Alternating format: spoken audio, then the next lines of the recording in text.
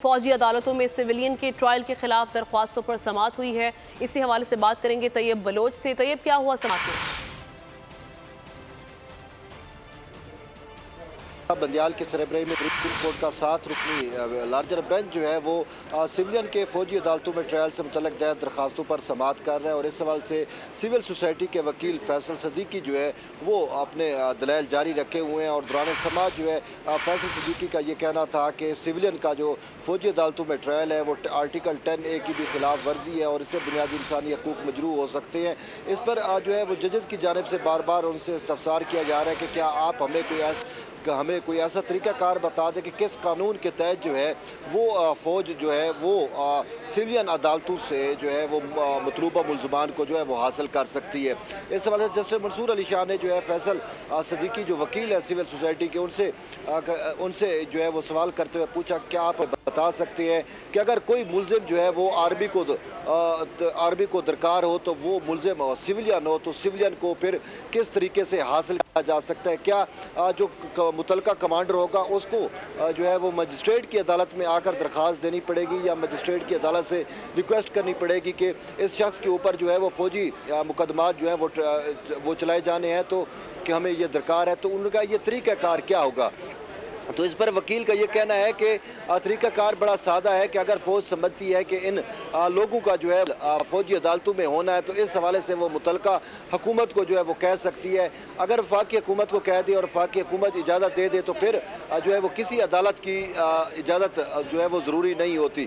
तो यूँ फैसल सदीकी जो है वो अपने दलाइल दे रहे हैं। लेकिन इसके साथ साथ आज एक अहम और डेवलपमेंट हुई और वो ये हुई कि हुकूमत पंजाब की जानिब से जो है वो फ़ौजी अदालतोों में सिविलियन के ट्रायल से मुतल्लिक जो डाटा है वो जमा करा दिया गया और इस सवाल से कहा गया है कि MPO के तहत जो है वो कितने मुकदमात दर्ज हुए और इस्ताद दहशतगर्दी के तहत कितने मुकदमात दर्ज हुए और इस वक्त पंजाब भर की जेलों में जो लोग कैद हैं और जिनको सज़ाएँ हो चुकी हैं या जो अंडर ट्रायल हैं उन तमाम की जो तफसीलात हैं वो पंजाब हुकूमत ने जमा कराई है। ताम जो सुप्रीम कोर्ट की जानिब से पूछा गया था कि ये बताया जाए कि कितने वकला को गिरफ्तार किया गया और कितने सहाफ़ी जो हैं उनको गिरफ्तार किया गया, ये अभी तक जो मालूमात हैं वो जमा नहीं कराई जा सकी पंजाब हुकूमत की जानिब से।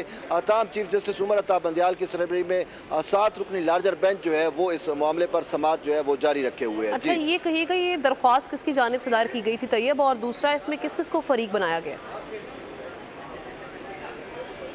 जी, ये जो फैसल सदीकी की दरख्वास्त है जिस पर वो दलाइल दे रहे हैं ये तो मजमूई तौर पर सिविल सोसाइटी की जानिब से जो है वो दायर की गई, लेकिन जो दरख्वास्त गुजार का नाम है वो करामत अली के नाम से जो है दरख्वास्त गुजार हैं। लेकिन इसका जो आप कह सकते हैं कि सिविल सोसाइटी जो है पाकिस्तान की उसकी जानिब से ये दरख्वास्त दायर की गई और इसमें अफरीक जो है वज़ीर दाखिला, वज़ीर दिफा, वज़ीर आज़म को जो है वो बरह रास्त अफरीक बनाया गया है। इसके साथ साथ जो है वो सेक्रेटरी दिफा को भी जो है वो अफरीक बनाया गया है। तो इस हवाले से कल ही अदालत ने जो है जो दरखास्तों में फरीक बनाए हुए हैं उन सब को नोटिस जारी कर दिए थे और उनसे जवाब भी तलब किया था। तो अब सिविल सोसाइटी की जानिब से फैसल सदीकी जो है वो रोस्टम के ऊपर दलाइल दे रहे हैं और उनके दलाइल की जो मेन क्रक्स है वो क्रक्स ये है कि सिविलियन का क्या ट्रायल जो है वो फौजी अदालतों में हो सकता है। इसके साथ साथ उन्होंने ये भी कह रहे हैं कि सिविलियन का ट्रायल फौजी अदालतों में अगर हुआ तो उससे बुनियादी इंसानी हकूक़ भी मुतासर होंगे और इसके साथ साथ शफाफ ट्रायल का मौका जो है सिविलियन को वो भी नहीं मिल सका। तो अच्छा, तो ये दलाइल जो आते रहेंगे वो तो आप हमसे शेयर करते रहेंगे, लेकिन जिस तरह से आप बता रहे हैं कि वज़ीर दिफा, वज़ीर दाखिला और वज़ीर आज़म सेक्रेटरी दिफा को इस दरख्वास्त में फरीक बनाया गया, उनकी जानिब से कोई नुमाइंदा पेश हुआ और नोटिस क्योंकि इनको भिजवाया गया था?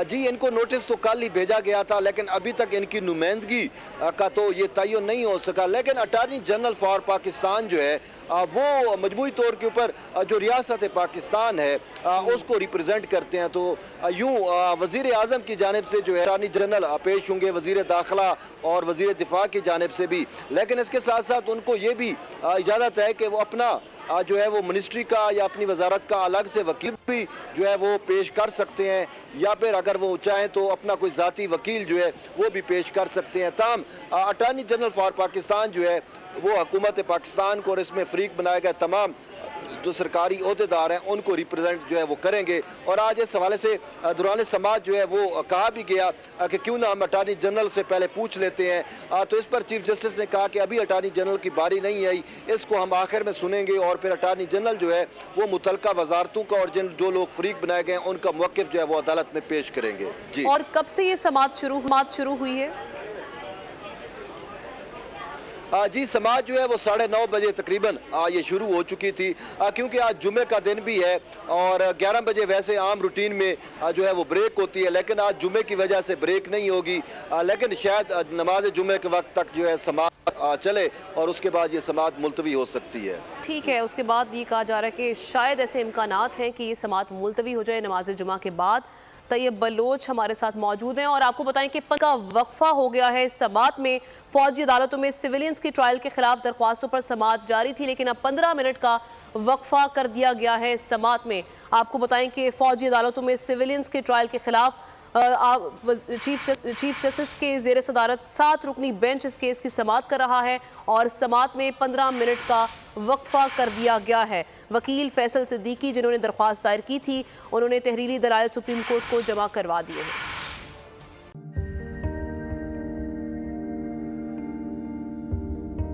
कैसे कैसे सितारे डूब गए, खूबसूरत नजारे डूब गए, ख्वाबों के सभी किनारे छूट गए, गमजदा दुख के मारे डूब गए। कितनी मुश्किल का सामना है यहां, कितने लोगों के प्यारे डूब गए। आओ मिलकर करें मदद सबकी, जिनके सारे सहारे डूब गए। आजमाइश में मिलकर एक हुए, नफरतों के इशारे डूब गए, कितने प्यारे हमारे डूब गए। कौमी सानहे की सूरत हाल से लम्हा बलम्हा बोल रखेगा बाखबर। गम की इस घड़ी में बोल तारकीने वतन के अहले खाना के साथ खड़ा है।